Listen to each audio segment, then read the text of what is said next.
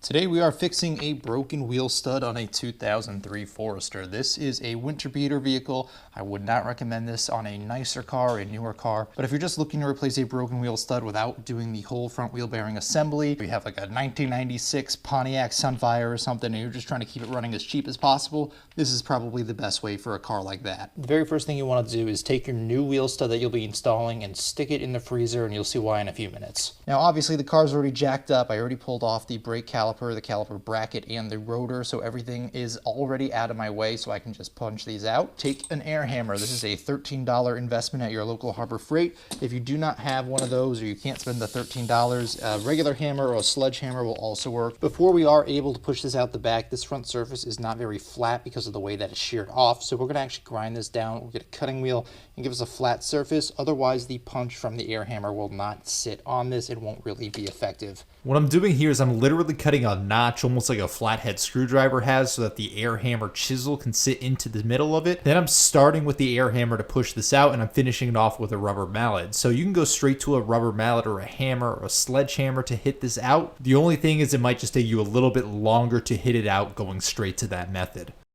We now have the old lug out. To get the new one in, it should still be in the freezer at this point. What we're trying to do is thermally shrink it. That way it should be a little bit smaller than the opening it's going into, and it should go in easier. On top of that, I did spray this with some PB Blaster to try to give it a little bit of lubrication to come through. You could also torch this if you really want to try to expand that, but then the risk of burning your hand is a lot higher, so I wouldn't recommend doing that unless you absolutely need to and you can't get it to go in any other way. We're going to feed this through the back, and some cars don't have enough clearance to get the new stud in. If that's the case, what you might have to do is notch either a part of the knuckle or part of the heat shield or something. So what we're going to do, and I'll demonstrate it with this broken stud that we just pulled out, is we're going to put it in through, but we still have to snug out on the back. It's not sitting flush here at the back. So you're going to need some sort of a spacer. Most people use a big stack of washers like this. These are 1/2-inch washers in this case. You want enough on there that you have somewhat of a standoff. That way you can pull it through a little bit more, but you don't want so many that you can't get the nut that you're putting on to grab onto the end of this bolt. So once you have those, you're just going to put on your nut and you're basically going to impact it, or you could use a ratchet if you don't have an impact gun,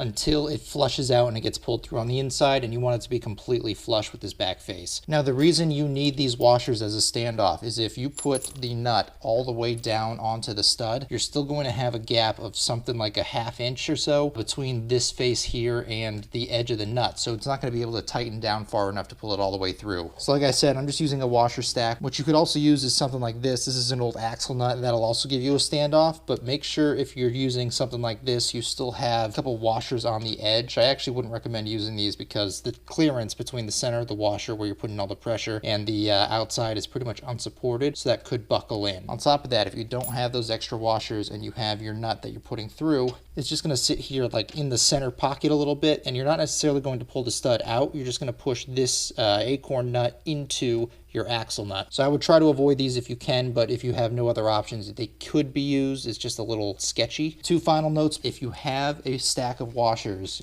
stack them on the nut that you just pulled out. That way they're all nice and lined up. You can just put it to the end of the new one and slide them on very easily. That'll save you a little bit of time. And the nut that you will be using to tighten it down, treat that as sacrificial. Don't intend to use it again afterwards. So I would just buy an extra if you can. They're only like $3, and then that way when you completely ruin the threads on it, it's not a huge deal. If you are buying a new wheel nut to do this as a sacrificial nut, I got a much longer one than the normal one I have, so mine is about not quite twice the length of the ones that I had in there previously. That way I can just thread it farther in, and I'll need less washers stacked up, and I'll have a grip that's on more of the threads. That way I'm less likely to damage all the threads going down. Now all that being said, I am going to put this here so it's right at the ready, and then I'm going to run to the freezer real quick and grab the stud. Really quick, we're going to hit it with one last spray of penetrating oil to help the new stud slide in place. Run to the freezer, put it in place, stack on the washers, and then use this disposable acorn nut and just impact the crap out of it until it's all the way flushed out. Again, you can use a ratchet, but it'll just take a little bit longer.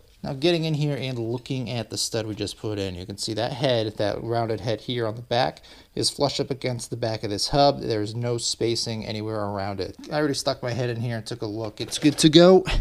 So now what we can do, take the nut off, take all the washers off, and you're good to reinstall your brake hardware. Then you should be good to go. That's all I got for this time, guys. Thanks for watching.